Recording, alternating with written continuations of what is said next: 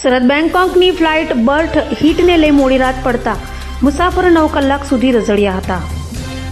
Surat Bangkok flight સાથે bird હીટની ઘટના બનતા અંદાજિત 9 કલાક ફ્લાઇટ લેટ પડી હતી.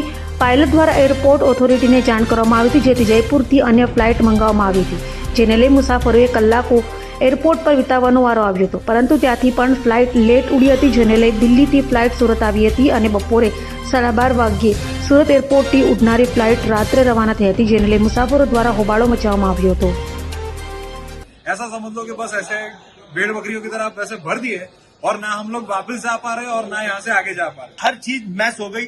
अगर यही चीज हम लोगों को सुबह बता दी जाती या 12 या 1 बजे तक बताती जाती कि ये प्रॉब्लम है, एक्चुअली ये प्रॉब्लम है, तो कम से कम बंदा अपना कुछ दूसरा हिसाब किताब लगा लेता है. लेकिन कुछ नहीं.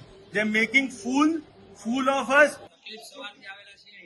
ફ્લાઇટ ડિલે 3 વાર અપડેટ આવી ગયેલું છે અને હજી કોઈ અપડેટ નથી કે નેક્સ્ટ ફ્લાઇટ ક્યારે આવશે અને અમારે હજી આનાથી આગળ અમારે જવાનું છે વિયેતનામ. એની માટે અમે લોકો કન્ફ્યુઝ છીએ કે બીજી ફ્લાઇટ અમે ક્યારે બુક કરાવીએ અને હજી કોઈ અપડેટ છે નહીં. અને ઓલરેડી અમારી ફ્લાઇટ હતી એ તો ઉડી મિસ થઈ ગઈ ત્યાં વિયેતનામની, એનું કાંઈ અપડેટ નહીં આ લોકોને.